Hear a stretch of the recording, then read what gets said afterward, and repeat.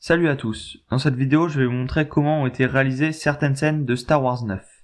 On va commencer par une scène très marquante du film, donc c'est celle du combat entre Rey et Kylo Ren. Ce fameux combat qui se passe sur une plateforme autour d'une énorme tempête avec des vagues gigantesques. Donc cette scène elle a été très compliquée autant pour les acteurs que pour les artistes qui réalisaient les effets spéciaux. Donc premièrement c'était dur pour les acteurs car pour rendre la scène encore plus réaliste, les acteurs étaient arrosés par des canons à eau pendant le combat.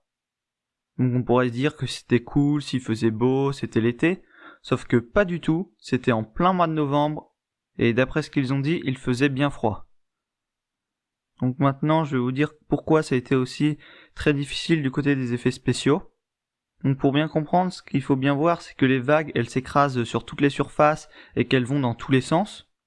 Donc c'était une première pour l'équipe qui a réalisé ça. Donc ils ont dû créer un système beaucoup plus poussé de simulation d'eau. Donc c'est ça qui a pris beaucoup de temps et qui a été très compliqué à réaliser. Maintenant on va parler de Leila que l'on voit dans Star Wars 9. Donc ça pourrait paraître banal si vous ne saviez pas ce qui s'est passé à l'actrice. En effet, l'actrice elle est malheureusement morte avant le tournage de Star Wars 9. Mais pour des raisons scénaristiques, il fallait quand même l'intégrer. Mais il était hors de question pour l'équipe de tournage de la récréer en images de synthèse en 3D.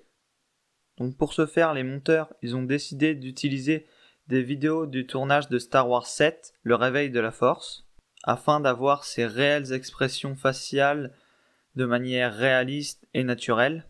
Cependant, pour coller aux scènes qui se passent dans Star Wars 9, il fallait quand même changer ses vêtements et sa coiffure, donc ces éléments-là ont été refaits au montage. Avant de passer aux autres effets, je me permets de vous dire que si vous aimez le contenu, vous pouvez vous abonner et dire en commentaire si vous voulez que je fasse plus de vidéos comme celle-ci. Promis, je vous embête plus, on continue.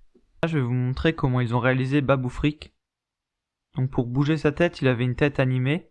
Puis pour bouger son corps, ce sont le travail de 6 marionnettistes. Ces marionnettistes, ils étaient donc vêtus d'un costume vert qui, comme vous le savez sûrement, sert à les retirer facilement au montage. Donc cette scène, elle n'a pas été entièrement tournée en 3D. Pour que le déplacement des acteurs soit réaliste comme s'ils étaient vraiment sur la créature, la scène elle a été tournée avec de vrais chevaux.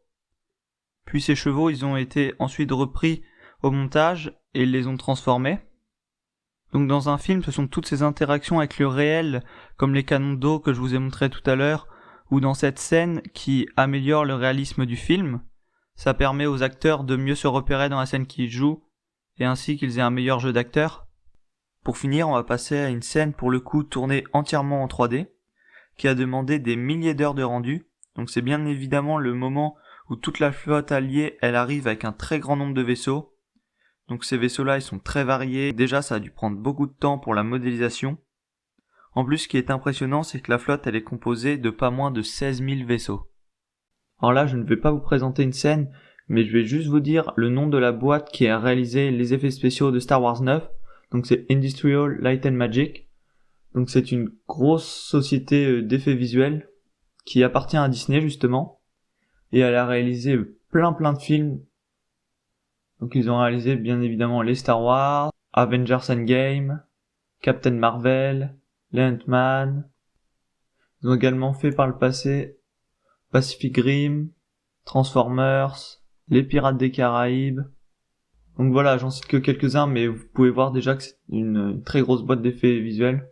Et bien voilà, cette vidéo touche à sa fin, j'espère qu'elle vous aura plu.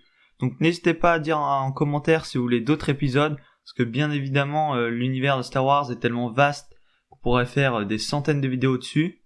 Et vous pouvez aussi dire en commentaire si vous voulez d'autres vidéos comme celle-ci, mais sur d'autres films, ça ne me dérange absolument pas.